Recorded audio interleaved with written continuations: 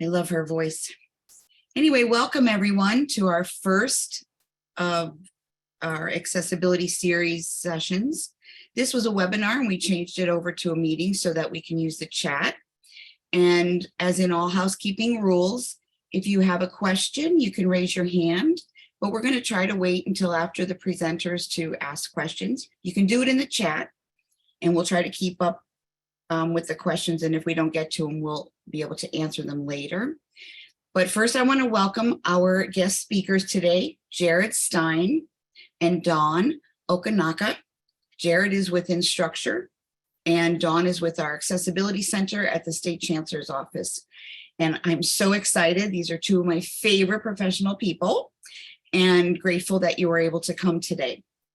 So I'm going, well, you know what, Jared, it's more personal if you can introduce yourself, and you're going to get started with our little intro, and then Dawn will take the second part. So take it away, Jared.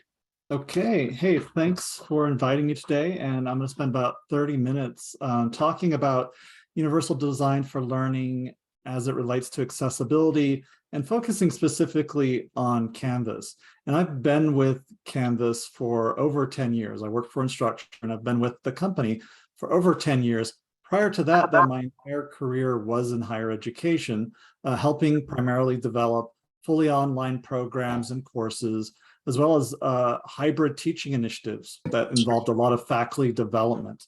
And so accessibility is part and parcel of that kind of a career path. And so it's one of those things that has always been near and dear to my heart, in part because my first experience with distance education was through a special education program where I was helping develop the online courses and the interactions, focused very much so on ensuring that the teachers were then enabled to go on and develop materials and content that would be accessible for their students. So anyway, this is near and dear to my heart. And what we're going to do today is I've got some slides to show. We'll even have some videos that I'll play. I'm going to start, however, with some poll questions to sort of test your knowledge and to get things warmed up. So I'm going to put this on screen, but I'm also going to put a link to the poll in the chat. And so you can open up this link in your browser and we'll do a few poll questions here. So here it comes, and I will share my screen. See if that works. If not, I have to make you a Oh, you're going to have to enable yeah. screen sharing here, Cheryl. I thought I did. Let me get this little. Okay, why keep moving? Make co-host. There we go. Great. And I'll do that for Dawn. Hi there. There we go. There we go. Okay, so we've got the poll running. Yeah. Responses are coming in. So the first question is, what % of college students identify as disabled? And I sourced this question from NCES data. Data is a little bit old, but only about 4 or 5 years behind. We sometimes have to wait for them to do their reports. So let's see what these responses say. What does the audience believe around what % of college students identify as disabled? Okay, looks like the majority of responses are coming in at 19%. A lot of folks also think perhaps 11%. And hopefully y'all are having no problem with that poll. Yeah, the majority has it. 19% of students report having a disability. So that's a significant proportion of our student population. And I think one of the things that's notable here is it's a pretty good reflection of the general population when you look just at those adult working age segments. Okay, so let's go to the next question. Are students with disabilities more or less likely to attend community college or university? More or less likely?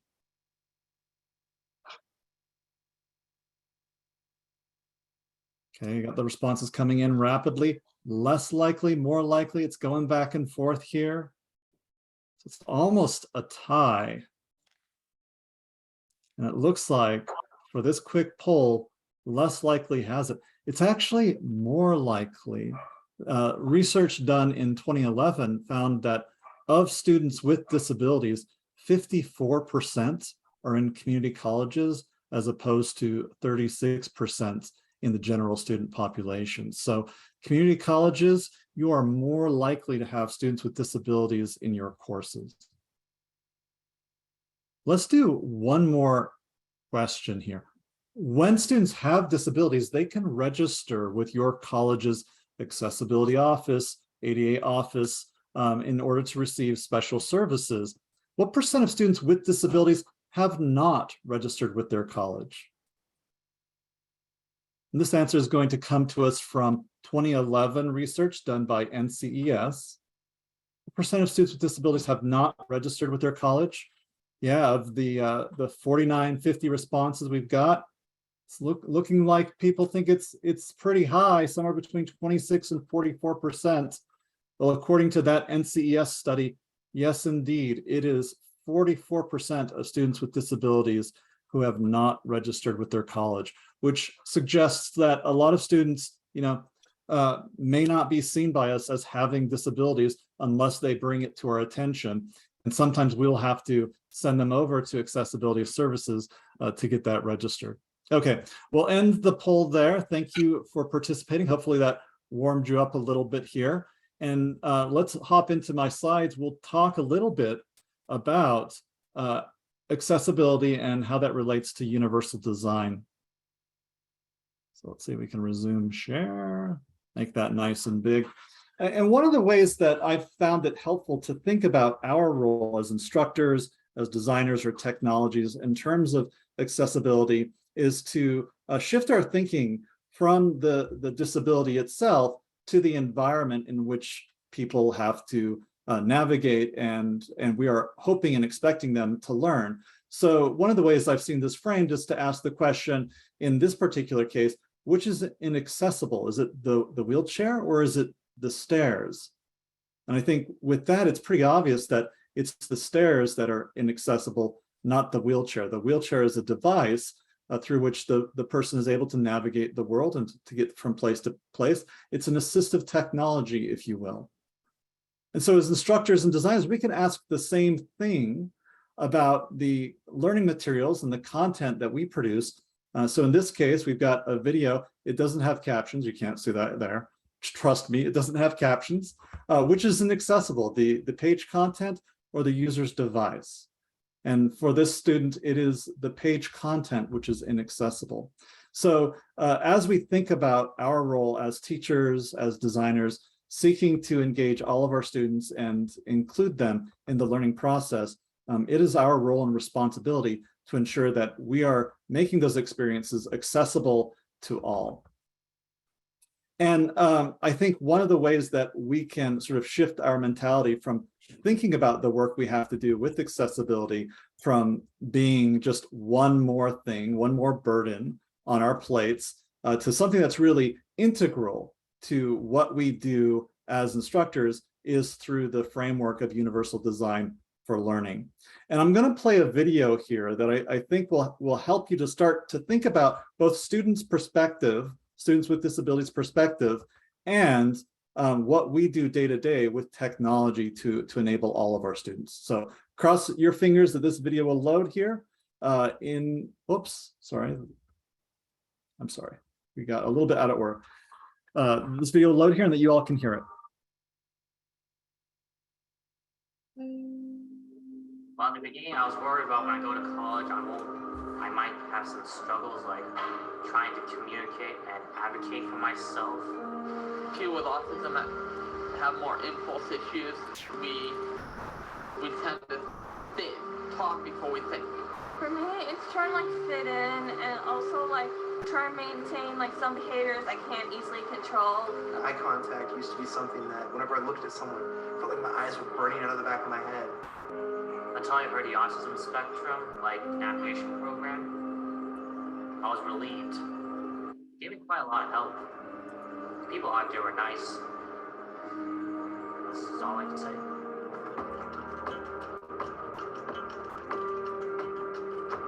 The vision I had for the ASN program, the Autism Spectrum Navigators program, came to me because some of the most compelling students I've met have been students on the spectrum. They would come, they would take a couple of classes, and they'd do really well. And when they started going to full-time, it seemed that they would become so overwhelmed, they'd either fail all their classes or withdraw, leaving the college. Sarah, who is an exuberant program manager, took on the task of building the program, and we started enrolling students. We help these students access the whole full college experience. I'm really, really happy that we are able to do our classes for these students with Canvas. I can't really imagine doing it a different way. As an instructor, it was so easy for me to set it up, and for the students, it's so easy. Our students in particular find Canvas a really nice organizational tool. One thing that was very important to me was that I wanted to be able to have a good discussion board feature for them. Really, that's my most exciting thing, is that they can communicate with each other on Canvas. I love it so much, and that they can do it by video or audio or by typing. So it's really lovely all the way around. We're learning about ourselves. We're learning how to function in college and life, and it's just really helping us develop. Everyone experiences challenges. It's just how you handle them, how you overcome them, what supports and interventions you make. Canvas has helped immensely. It's allowed me to turn in my assignments online, and I'm much better at typing than I am at handwriting. I mean, if you compared my handwriting to a 5-year-old, it's a 5-year-old who would probably beat me out. Keep track of all my goals, keep track of all my schedules, all my work, what needs to be done. It's very difficult until we use Canvas. It's a helpful tool to like make sense of society. Try and socialize, spread your mind towards others. Okay, so that video is important for a number of reasons. One, I think oftentimes when we think about our students with disabilities, we tend to look for those disabilities that are really obvious, whether they're mobility impaired, or they have an auditory disability, or they're blind or have seeing vision difficulties. But research suggests that the majority of students, or let's say a much larger proportion of students with disabilities in our colleges, are those who have learning disabilities, or have other cognitive disabilities, or are neurodiverse. And so that's the first reason I wanted to show this. So we just sort of broaden our perspective about the students we are trying to serve and support. But also because when you listen to what these students are saying, and what the program director, Sarah, said about the use of technology, this is a case in which technology is not a barrier. It's not the problem. In fact, it is an enabler. It is itself assistive for these students in terms of things like organization, ability to communicate with each other on their own terms, and additional flexibility in their schedules and in the learning environments. And I think you would probably say that these three things are important, not just to students who might be on the autism spectrum, not just to students who might have learning difficulties, but probably for all of our students, especially for community college students, where they're more likely to be adult learners. They have a lot of things going on in their lives, and education is just another one of them. These things are critically important, and technology is really powerful in terms of enabling these. So one of the other videos that I was involved in filming for Instructure was from Down Under, was from New Zealand, the University of Auckland. And it was really striking to me how, when we listened to the challenges that the University of Auckland is facing, a lot of it resonates with the same ideas that come about when we think about students with disabilities.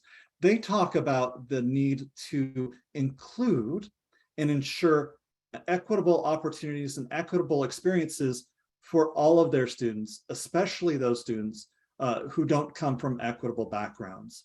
And they talk about how technology for them is an enabler of culture, is an enabler of participation, it's a way for them to create an equity of opportunity as well. Right? And so, for example, Marina at University of Auckland told me that they have students who feel more comfortable replying in SpeedGrader rather than seeing instructors during office hours because of the cultural norms that they are entering the university with that may be at odds with what typical university expectations are. And so that technology and that sort of distance that create can help them feel more comfortable in asking their instructor questions. So I find it really fascinating to look across the spectrum of students and to discover that the sort of accommodations we might make for students with disabilities can also be seen as beneficial for a much wider variety of students that we deal with and we want to be successful. And so that brings us to this concept of universal design for learning. And some people will use this term almost interchangeably with accessibility, but I think it's important to talk about why it's different and how it extends from and expands beyond basic accessibility. So I like how Dr. Jim Patton of UT Austin talks about UDL, talks about universal design for learning. He says these are educational practices that are needed by some, but are beneficial to all. And I like to find examples of this in the real world. One of those examples comes from traffic lights. And I notice this every single time I'm in California and I'm navigating through a busy city. It's not just that I have a crosswalk with the lights and this nice little countdown. What else do I have? I also have this very friendly voice telling me that the walk sign is on, 5, 4, and it gives me that countdown. So that's the sort of thing that clearly is designed for people with visual disabilities, but is extremely beneficial for somebody like me who may not be paying attention, who may need that auditory signal to let me know that it's time to move ahead. And so UDL takes that approach and it extends accessibility to cover a wider range of ways of improving learning for everyone, looking primarily at learning science research and what we know about students' cognition. And here's another quick example of something that's particularly useful for students, say, with a learning disability, the ability to control the video, to go back or change the speed. One research study from 2006 found that across all students, video playback controls is something that can improve scores because it allows those students to then individualize their experience with that content and work through it at their own pace. So very simple example, but I like how it ties into this concept of universal design for learning as something that may be necessary or needed for some, but can be beneficial for all. So in the next little bit, I'm going to walk you through the 3 main elements of universal design for learning, the guidelines that come to us from CAST, and how a few of those can be addressed in Canvas. And we're not going to go super in depth. I'm not spending a whole lot of time with you today, but hopefully I can get you thinking in the right direction and spark maybe a few ideas on how to use Canvas to enable this. So first, universal design for learning starts, as many of us who are instructors start, with the why, with the idea that we want to get students engaged in a learning experience, and we partly do that by making it relevant to them and making them care about the why of learning. 2, and this is where we're going to get to more of those traditional ideas around accessibility, the what of learning, the content, the activities, and so on. What's represented? What's the representation? And then finally, the action and expression, or the how of learning, how students are actually learning. And again, we're just going to scratch the surface today, but this is definitely a topic that you'll want to dig into, in the other webinars that are offered, and maybe just by going to the CAST website itself. So starting with engagement, we know that beyond students with or without disabilities, learners in general require a level of engagement with their studies in order to be successful. And research suggests that engagement is kind of like a snowball. If you start engaged, you're going to likely get more engaged over time. And if you start disengaged, your engagement is likely to wane over time. And yet engagement is so important for student success. Students who report as being engaged are much more likely to complete college. Students who report being disengaged are less likely to complete and will on average even take an extra semester longer to graduate if they do. And how technology uses, or how technology is used by faculty instructors matters in engagement as well. This one study found that the lowest engagement among students was when their instructors used technology primarily just for the transmission of content, for putting files or materials online. Whereas the highest level of engagement was reported by students whose instructors did things like peer interaction or online collaboration or other methods of active learning. And so when we think about engagement or the why of learning in terms of how we might use Canvas, one of the tips that I can give you based on what CAST suggests is that you include personal interactions with your students. And I think we probably all do that. But one way that I like to encourage personal interaction is by setting up Q&A forums that are very deliberately set for the students to own those. So I might have a general class Q&A forum where I tell students, hey, I've given you a lot of information, but this forum is set up for you to ask questions of each other, for you to help each other out. And I'll be in this forum as well, but this is for you. And I might have one of these for the general class, but I might also have one of these for each of the lessons. So it's sort of topic specific within a given learning module. Another way that's really easy and very common to include personal interaction is in the feedback. So if you're giving feedback on an assignment, yes, use a rubric, yes, give them a score, but more important is to give them that very personal feedback that you can do through text comments or even, as you're seeing here, through a video comments.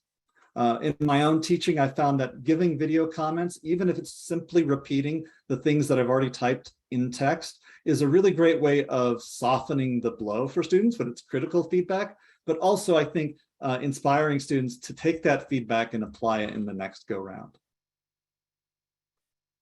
Finally, and this is a little bit more elaborate, collaborative group assignments where students are working together.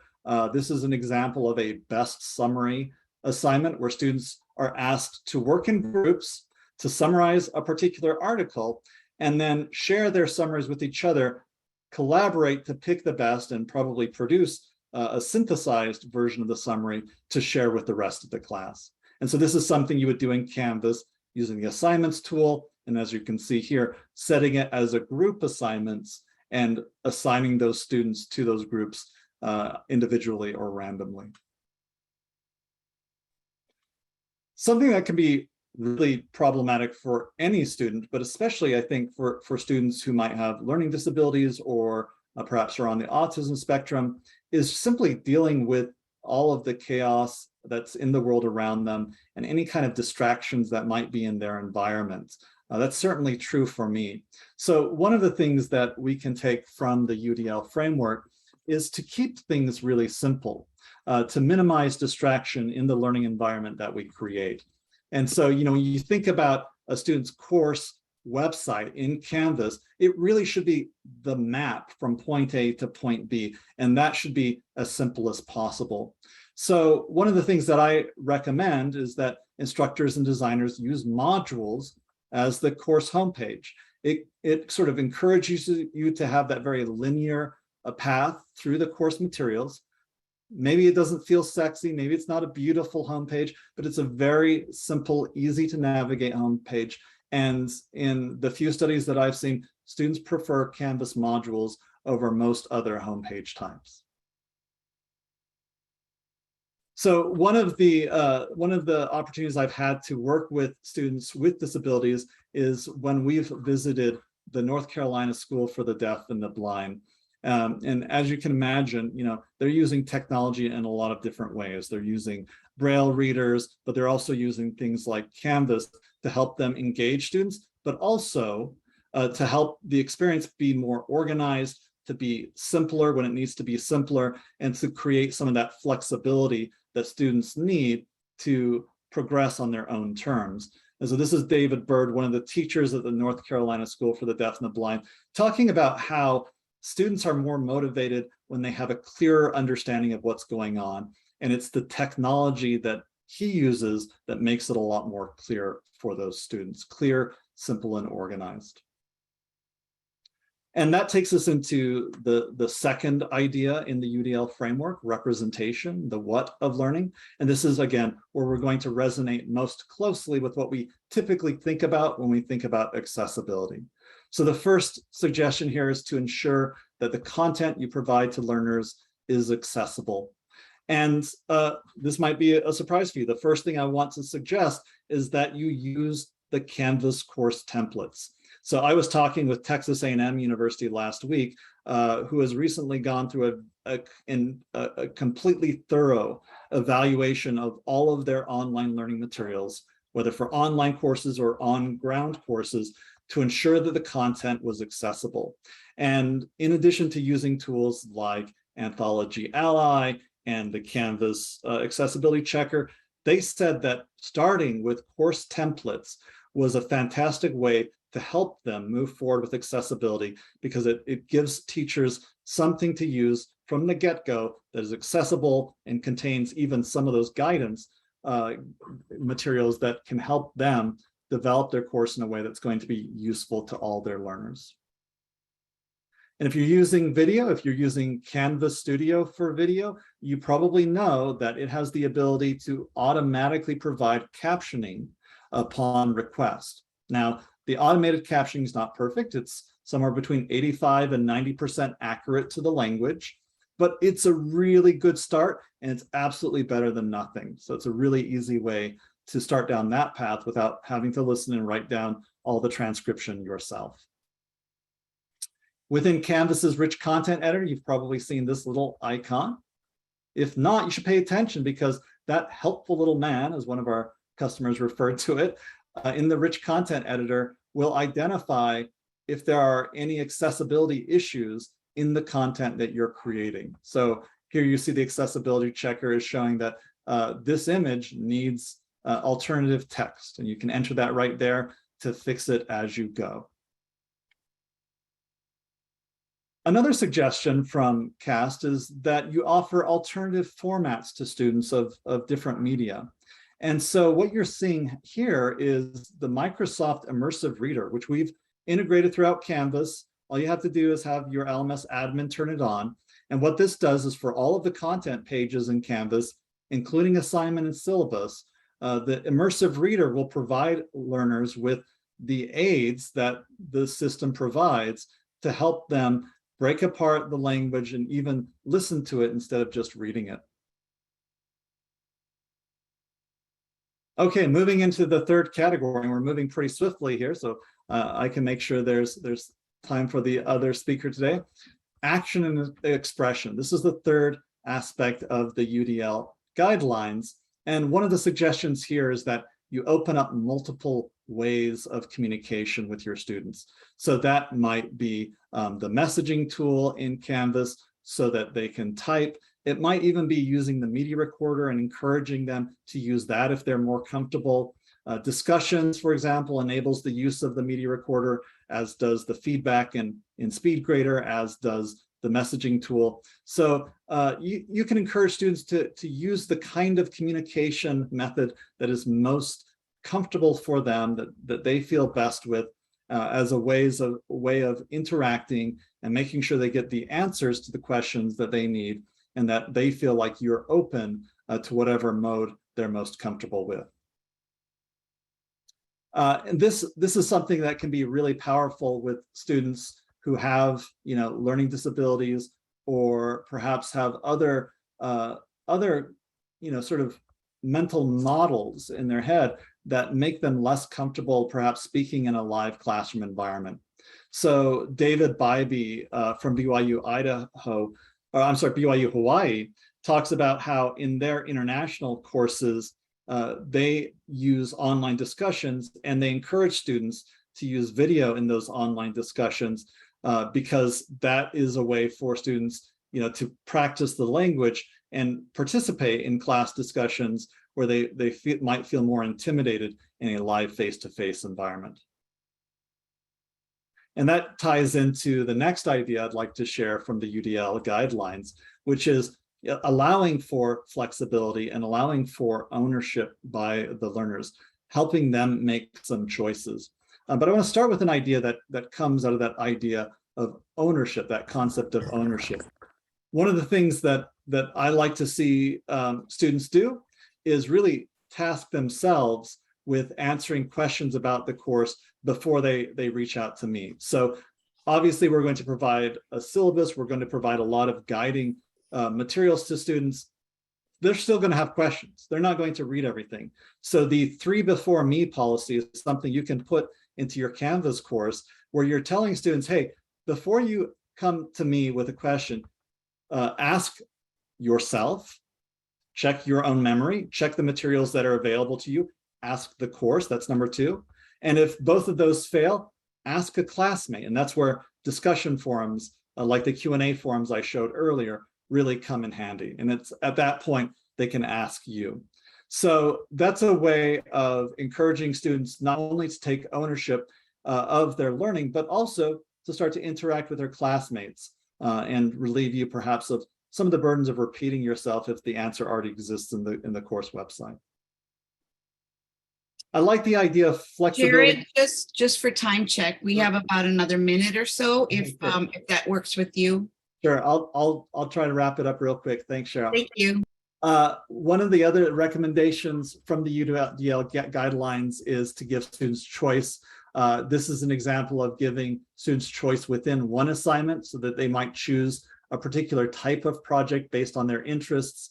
You could also do the same thing simply by giving them choice across multiple assignments and setting up rules inside of your grade book so that it's only counting one of those for their work. So for the sake of time, I'm just going to move to the last point here to wrap up. Just to remind you, the 3 aspects of the Universal Design for Learning as expressed in the CAST guidelines are engagement. I've given you a couple examples of that, including personal interactions, keeping it simple, representation, ensuring that content is accessible and that you're offering alternative formats, action and expression, opening up multiple channels with multiple ways of communication and allowing for some flexibility and ownership. And as you dive in deeper to UDL, you're going to find that this is, like I said, just scratching the surface, the tip of the iceberg. There's a lot more that you can do in terms of creating an engaging and accessible learning experience for all of your students. And I hope you'll take that in context of that UDL guidance, that you really want to create these learning practices, these teaching practices that might be needed for some of your students, but are really beneficial for all. So at that, I'm out of time and I will pass the baton to my co-speaker. Well, Jared, we could have had you just for 2 hours. So next time I'll know, because it's very good information. And I like the way that it was framed for our diverse audience as well. Okay, Miss Dawn, now you may take it away. All right, I'm going to go ahead and share my screen and then I'll launch my presentation. I do have several people on today that will help me with the chat. Because once I am sharing, I will not be able to see all of it. There we go. All right, so this is resources that are available to the CCC system through the Accessibility Center. So I wanted to really quick give a shout out to, we have been hiring many new people. So we have a new program manager for 508. We'll have a program manager for 504.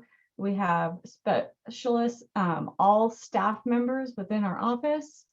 We also have many new and still with us and new contractors. We extended an offer to our last vacant contractor position today. So we'll see if we have that one filled also.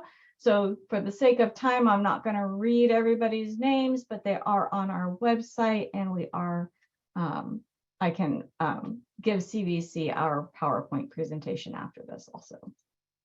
So I wanted to talk about the products that we have available. So I wanted to start with the Poke Tech Canvas Instructor Accessibility Tool.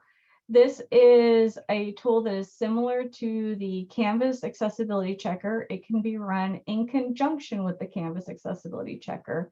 It has really good tools within it on how to remediate and things to think about beyond the remediation for accessibility of your Canvas content. It will also let you know in your course how many PDFs or videos or other documents you have. You can tell when you run that. This must be installed at the administrator level for your Canvas instance. I have added the request form for adding that to your Canvas instance, and I have asked one of my staff members to put the URL into the chat. Once it's turned on in your Canvas instance, it is available anytime you're in edit mode down near the save button. And then we also have a new Canvas self-paced course from the Accessibility Center with training on how to use this tool should you feel you need some training. And we also have a live Zoom course we can do for your campus should you want that. Moving into the next product we have Equinox by Onyx. This is a browser-based program that will help you remediate your PDFs. It uses zoning, a lot of drag and drop, which makes it easier for non-technical users to improve the accessibility of their PDF. As a reminder, though, there are many accessibility checkpoints that go beyond what you can do with an automated tool such as Equinox. So Equinox gets you a good portion of the way there, not 100% of the way there, and it is not as proficient at complex documents. But the simple documents, which tend to be a lot more text-based, this is a really good tool for that. We pay for approximately 6 licenses per campus, and you can send an email to us if you have questions about how many licenses you have available, or if you want to change who has licenses, or any of that add drop maintenance for the Equinox product. We then have the CCC document converter by Census Access. We have expanded to the full version of this product this year. It's available to all faculty, staff, and students. You just have to use your campus URL. And what you do is you go in, you put the document in, or the media that you would like to have converted in to the URL, and then you enter your email, and then it asks you based on what document type you put in, what you want your output to be. So whether it's a PDF, a Word document, a TIFF file, an audio file, it can convert. Now, if you are going from a PDF to an audio file, that will only be as good as the accessibility of the PDF. So remember that it's not a magic easy button.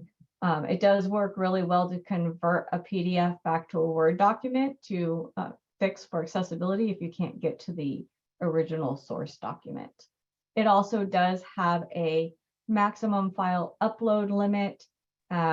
We do not know of any way to get around that at this point in time.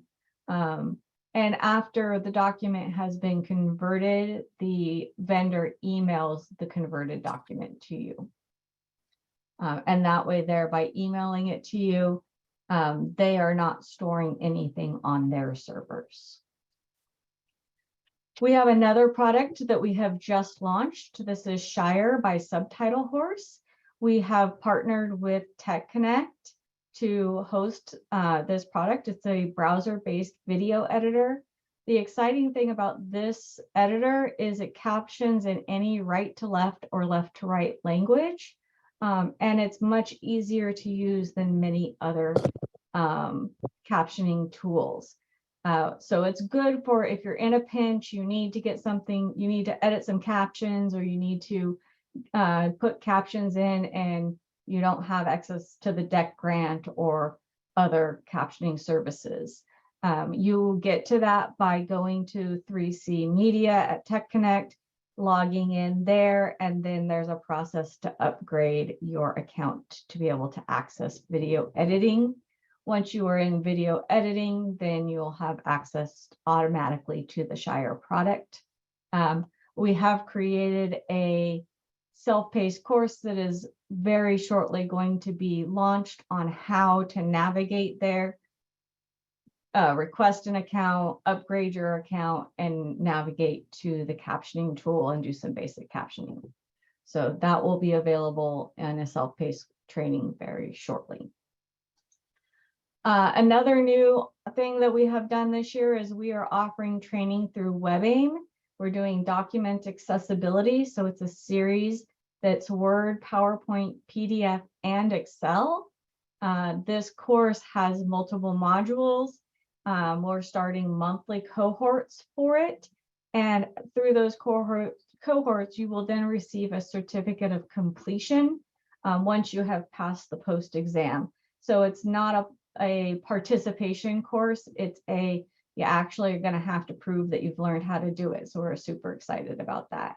And that's open to anybody with a campus email address. And I see a hand up. Do you want me to stop and answer it now, or do you want me to wait a minute until I'm done? Totally up to you, dear. I am on slide number, and I lost my slide numbers.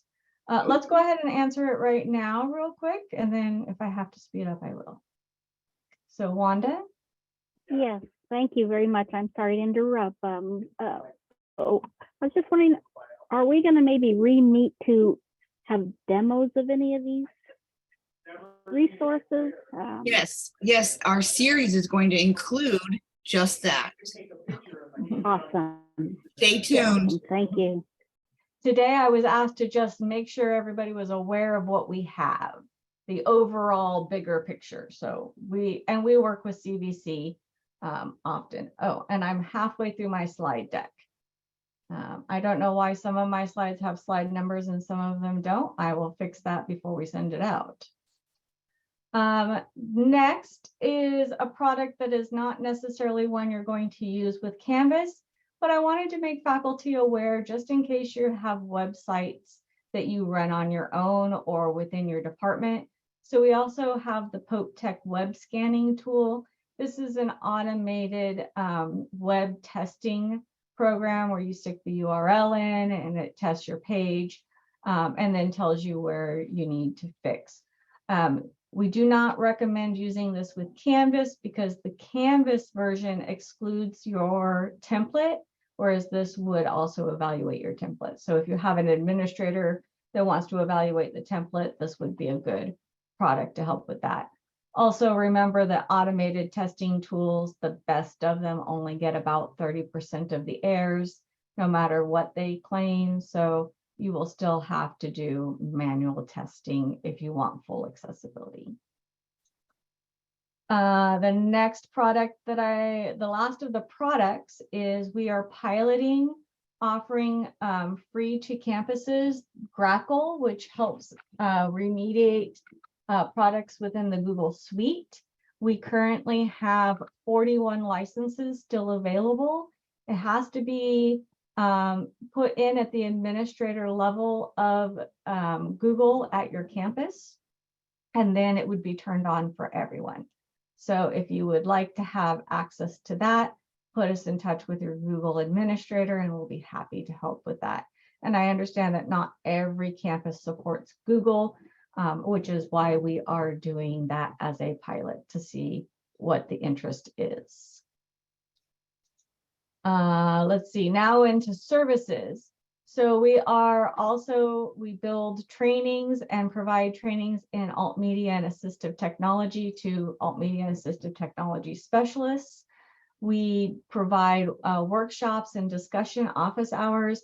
We have one tomorrow on the accessibility of Zoom meetings and Zoom webinars. We're doing that in conjunction with Tech Connect. And then next month, we will have one on the Shire product. So every month is a different topic. We have also workshops. We'll be having a workshop on January 24th. And the theme is why accessibility. So look for the save to date to come out shortly, and with agenda topics coming out after that. Sorry, not agenda topics, webinar topics. We also test all of the applications that are built within the Community College Tech Center.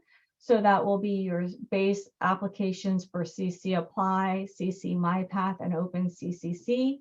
So we are actively working with the developers to raise the accessibility of the application itself, the base application. And then we provide guidance and consulting to campuses on Section 508 and 504 as needed, and topics arise where they reach out to us. Some of the trainings that we have out and we're providing right now is we do have Abby Fine Reader, we have a math accessibility, we have some different alternate media. We are almost ready to pilot our Kurzweil training that has been developed. We have accessibility basics.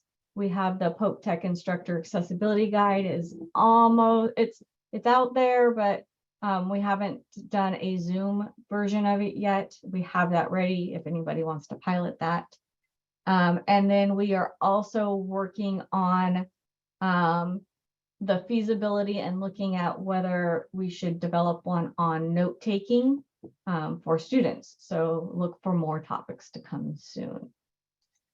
Another new thing that we're going to be offering this year is we're going to be introducing an accessibility capability maturity model to the campuses, and we'll be looking at web accessibility, procurement accessibility, and digital content accessibility.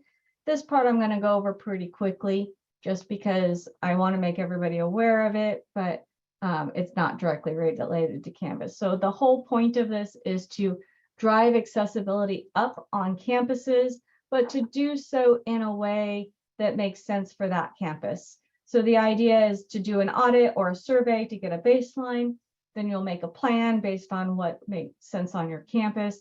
You'll work that plan, and then we measure the progress. And the idea is to make some kind of improvement in the areas of accessibility on a campus. So look for that in the future. Then a little bit more DSPS related, we provide alternate media guidelines and practices to DSPS offices. We create alternate media best practices, and sometimes we even help campuses with that as we have the bandwidth. Usually it is on a as ad hoc basis. I noticed that LexLine has a typo in it. It's essential hardware and software. I'll fix that. So on our website, we have information on that. We are in the process of updating that. We have guidelines for captioning and audio description on our website. And then we have assistive technology recommendations, of which we are also updating that information right now. And we are going to have time for questions here. And then our overall strategy is to embrace the CCC vision for success and try and help the Chancellor's Office and the campuses see how accessibility is a piece of every point of the vision for success.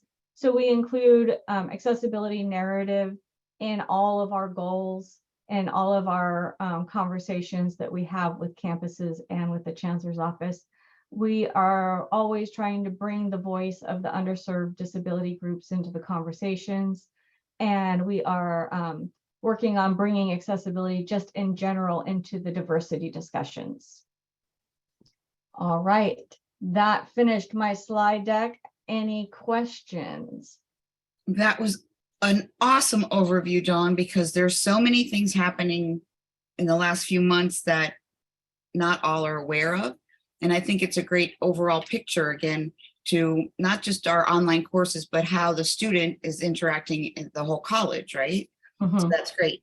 So if you have any questions, you can just raise your hand and we'll let you unmute and ask the questions that may not have been answered in this very visible scrolling chat. All right, I see a question in this chat that says, does the CCCAC communicate with college chancellors and presidents, informing them of your tremendous resources? I do, to the best of the ability within the realms I have been given access to, but if you know of any super secret listservs I could get on, I'd be more than happy to continue to spread the word. And as I always say, I have an evil plan of taking over the world with accessibility. And so any of your help getting into some of those different areas, I will take and get my staff and myself on. Yes, Anthony Swanson has a hand up, I mean. Hi, thank you so much. Yeah, I just typed it. Yeah, I liked this presentation. Thank you. Is there another option that I can use besides what was it, 3C Media, to generate closed captions for my video recordings? There are many AI, which is automated captioning services out there that you can use to make a base, including YouTube. They're all slightly different. The Shire product that we are offering does not provide automated transcripts. It's for editing captions within the product. I do not have one that I think is better than the other to say you should use, but there are many out there. And how good they do depends on a variety of factors, including the pitch of the person's voice, how much of an accent they have or don't have, how well they enunciate, how well the automated service has been trained to that specific voice. So there's a lot of factors in that. Okay, thank you. All right. The burning question arose, Dawn. The dashboard for Pope Tech. So here's where we are with the dashboard for Pope Tech. Last May, the Ed Services side of the Chancellor's office told me that there was money and were there products that I would like to support system-wide for purchase. And I said, yes, the Pope Tech dashboard. I have been getting since then let's wait and see. We have the money, but we're not unsure. So at this point in time, if you would like to email the Vice Chancellor of Ed Services, then I won't stop you. I have been working with Mia Keeley. She is very keen to get it going. But even today, I got another list of questions that were answering the same thing. So at this point in time, I'm going to say that probably not for this year, but I am going to continue to work on getting that for the system. And Dawn, can you give the excellent group here a little overview of what the dashboard will provide for the college? So what the dashboard does is it allows a faculty member to see the health of accessibility across all of their classes. So across a single class or all of their classes. It also gives them the ability to say, today I feel like fixing all of my broken links. I can go into one location and fix all of my links instead of clicking class page by page by page. You can also do that with captions, not captions, alt text. Mm-hmm. You can do it with headers. And you can also go page by page. And then as your errors are going down, then your numbers look better. And so you can see the overall health. It will never tell you that you are 100% accessible. It'll say, great job. Now here's some manual checks that you can consider doing. It will also allow Canvas administrators to run reports and see the types of errors that are happening across a instance. And it does so that they can see and provide evidence that overall, hopefully overall, the campus is getting more accessible in their Canvas. And so that's the gist of what the dashboard does. If those of you that are familiar with the Blackboard Ally tool, it's very similar, except for it doesn't tell you that you're 100% accessible when you're not. And I have been seeing lots of things go by in the chat, so I'm going to hope that people can just help me with what Lauren is on it, and I saw Eliza in there too. Let's see, there was a question, I think, before about 365 accessibility specifically for Office 3 or whatever they call it now, Microsoft 365. So for Microsoft Office 365, the Web AIM training that we are providing cohorts to does go into the 365 accessibility. Yes. So I highly encourage you to look into that. We have cohorts starting every month. It's usually, I think it's the first Monday of the month, unless it's a holiday. You have 60 business days to complete the course. And it's not a huge amount of hours in a week. So many people can finish it in 30 days. I will say it's very in-depth and it's a very good training. It just takes a while to get going. It's good for the beginner, and there's even stuff, it goes in depth enough that even the advanced people will learn something. Let's see, Rochelle asked about social media. Let me see, it's going by really fast. We did a social media presentation with a guest presenter at our summer workshop, and the video for that, the recorded with captioned video, is available on our website. So that was a really good presentation that she did on accessible social media. It was Alexa was her name. I try and say that quietly because many of us have those devices. That's funny. That's funny. You could hear everybody trickle down. Well, okay, so let's see. I'm going to check one more time over here. Oh, your staff is definitely on the I see that. pasting. There was one other thing too about, where was it? Oh, that might have been left over for Jared. There was a question in the very beginning about how do they determine the percentage of students who have not registered with DSPS. But that was all the way at the top. I don't even know if the person is still here. So if you're there, Jared, or just type it in the chat. And if not, we'll get back to that person when oh, there you go. Oh, you're on it too. He's going to share the link. So do we have any other questions for our esteemed panelists? Well, this was a very exciting kickoff. CVC OEI at 1. The next series or session in the series will be November. I believe it's the 8th. We're just putting that together. And that will be from the student experience and universal design. And then in December, we're going to focus on the tools that Dawn told us about. And we're going to do a little breakout session. It'll be more hands-on. So if you're going to attend, just think about some of the things that you're, struggling with in your course, perhaps with accessibility, and then we can address those with the tools that are available. I can't say it enough. If you don't have any other tools, please get Pope Tech. It gives the instructor such a comforting feeling to know that they can click buttons and fix things. It's almost immediate gratification. And it does work well with the built-in Canvas accessibility checker. So we're running both of them is always a good thing. Oh, before you leave, that's one thing I was going to ask. If you could explain a little bit about that no one tool is going to get you there. We get a lot of questions about how do I know if I'm 100% or right. what do I do?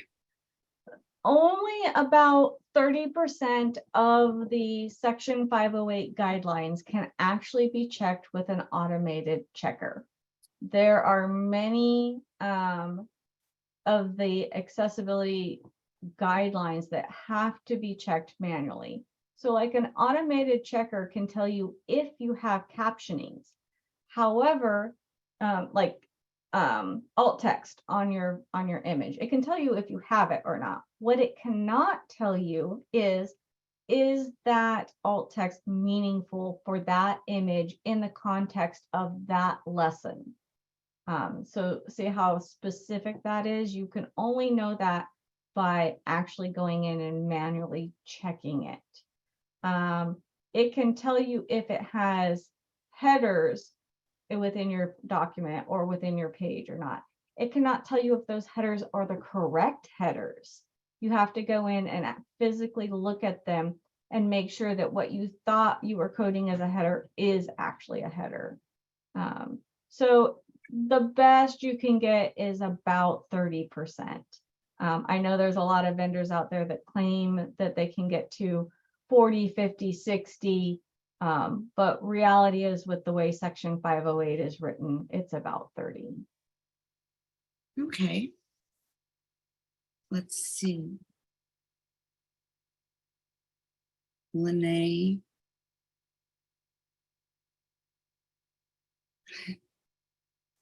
I like that. Well, let's see, it is 3 o'clock, so I don't know if this shuts off automatically, but again, I want to thank everyone for attending today. We'll send out the materials for the 2 PowerPoint presentations and the links for that. So with that, I will say thanks again, and all have a great afternoon. Thank you so much. Bye.